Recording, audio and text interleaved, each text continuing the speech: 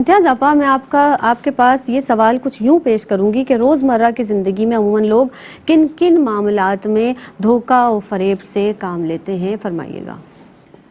شکریہ زینب۔ معاملات زندگی کی آپ بات کریں تو انسان بذات خود پہلے اپنی ذات پر نگاہ ڈالیں تو فی نفس ہی وہ خود کو دھوکے میں ڈال رہا ہوتا ہے، شیطان اسے بہکا رہا ہوتا ہے۔ تو پہلی سطح تو میں اس کو رکھوں گی کہ شیطان آپ کو بہکائے گا، بدگمانیوں میں ڈالے گا، وسوسوں میں ڈالے گا، آپ کو دھوکے میں ڈالے گا۔ اسی طرح دنیا کی زیب و زینت کو بہت اچھا بنا کے آپ کے سامنے پیش کرے گا، آپ اس دنیا کے پیچھے بھاگنے لگیں گے۔ تو یہ یاد رکھنا چاہیے کہ مومن کو تو خاص طور پر کہ فنا ہو جانے والی چیزیں، مٹ جانے والی چیزیں جو ہیں ان کے پیچھے دوڑنا اور بھاگنے کی ضرورت نہیں ہے۔ ہاں، دنیا کی دولت ہے، دنیا کا مال ہے، دنیا کی عزت ہے، اقتدار ہے، حکومت ہے، یہ سب ختم ہو جانے والی ہیں، سب فنا ہو جانے والی۔ انسان کیا کرتا ہے کہ شیطان کے دھوکے میں آ کر ان کے پیچھے بھاگتا ہے اور ان کے لیے اپنی دنیا خراب کر لیتا ہے، آخرت بھی خراب کر لیتا ہے۔ تو پہلی چیز ہے، آپ دیکھیں تو آدم علیہ السلام کو بنایا گیا اور آغاز ہی وہاں سے ہو رہا ہے کہ شیطان ان کو بہکاتا ہے اور جنت سے نکلوا دیتا ہے۔ تو شیطان کا کام ہے کہ وہ انسان کو بہکائے گا، دھوکہ دے گا، فریب میں دے گا، تو آپ کو بچنا ہے، یاد رکھنا ہے۔ دوسری چیز جو اسے دھوکے میں ڈالتی ہے وہ اس کا نفس ہے، وہ چیزوں کو مرغوب بنا کر اس کے سامنے پیش کرتا ہے۔ چونکہ جب برائی کی راہ پر چل پڑتے ہیں تو باطنی دنیا میں نفس اس لشکر کی سرداری لے لیتا ہے اپنے ہاتھ میں اور قلب اور روح کو مغلوب کر لیتا ہے، جس سے نتیجہ یہ نکلتا ہے کہ نفس کی چیزیں انسان کو بہت اچھی دکھائی دینے لگتی ہیں۔ تو نفس کے دھوکے سے بھی انسان کو بچنا ہے، اس لیے صوفیاء محنت کرتے تھے اور ارشاد باری تعالیٰ بھی ہے قد افلح من زکا، کہ نفس کو جس نے تزکیہ کر لیا، نفس کے دھوکے سے بچ گیا، وہی کامیاب و کامران ہے۔ پھر آپ دیکھیں تو اس کے بعد آئے تو جو فریب اور دھوکہ زیادہ کیا جاتا ہے وہ مالی معاملات میں ہے، اور مال کے معاملات میں تجارت کی ذکر بھی آیا۔ نبی کریم علیہ السلام جاتے ہیں، ایک نے اناج رکھا ہوا ہے تو آپ نے نیچے ہاتھ ڈالا تو نیچے گیلا تھا، تو وہ آپ نے فرمایا کہ اسے سامنے کرو۔ تو یہ عام روٹین میں، تجارت میں بھی اور دیگر مالی معاملات میں بھی، کسی نے امانت رکھوائی اس میں خیانت کرنا، جھوٹ بولنا اور ادنا مال کو اعلیٰ بنا کر پیش کرنا، یا آج آپ جائیں تو آپ دیکھیں تو وہ سینکڑوں بلب جو ہیں وہ روشن کر دیے جاتے ہیں، جس میں ایک عام سی چیز بڑی چمک دمک کے ساتھ وہ سامنے آ جاتی ہے۔ اس میں کیا ہے کہ اس کے عیب چھپ جاتے ہیں، تو آپ نے عیبوں کو چھپایا، آپ نے جھوٹ بولا، آپ نے جان بوجھ کر زبان روکے رکھی کہ وہ آپ یہ سمجھنے لگے کہ بھئی وہ جو سمجھ رہا ہے وہی سمجھ رہا ہے، میں نے تو اسے دھوکہ نہیں دیا۔ تو یہ مختلف صورتیں ہیں کہ جس میں ہم مالی حوالوں سے خود غرض بن کر، لالچی ہو کر ہم دھوکہ دے رہے ہوتے ہیں، ہم اپنا فائدہ سوچ رہے ہوتے ہیں، لیکن فائدہ چونکہ دنیا سے متعلق ہے، ہم نے آخرت پر نگاہ نہیں رکھی۔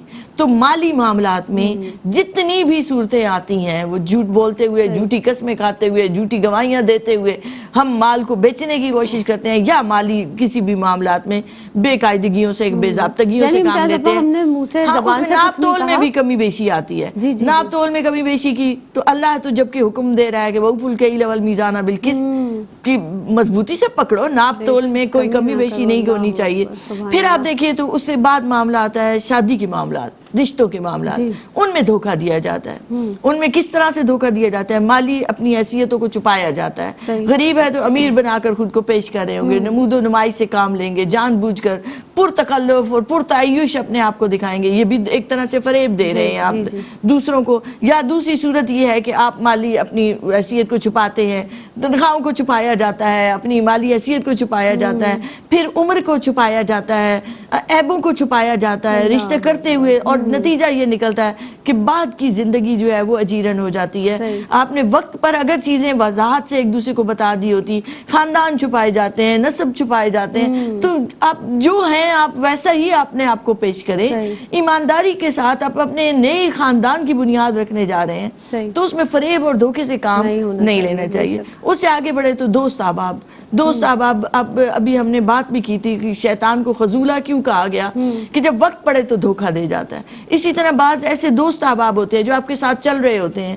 تو لیکن جب ضرورت پڑتی ہے دوست وہ جو وقت پر کام آئے تو ضرورت پڑتی ہے تو وہ بھاگ جاتے ہیں, ساتھ چھوڑ جاتے ہیں, یا آپ کی خوشی کے دنوں کے ساتھی ہوتے ہیں, غم کے دنوں میں آپ کے ساتھی نہیں ہوتے.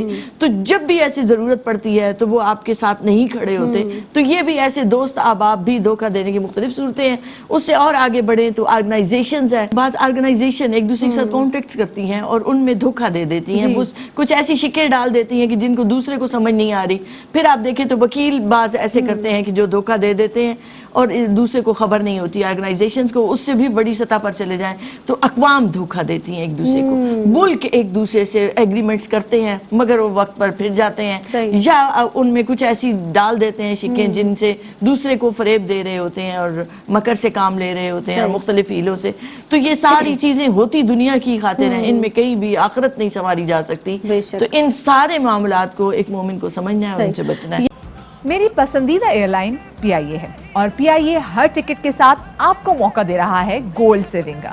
سو میری طرح آپ بھی اپنے سفر کے لیے پی آئی اے کو منتخب کریں, اپنے ملک اور ادارے کی ترقی میں ساتھ نبھائیں, پاکستان اور ہمارے قومی اداروں کو مستحکم بنائیں.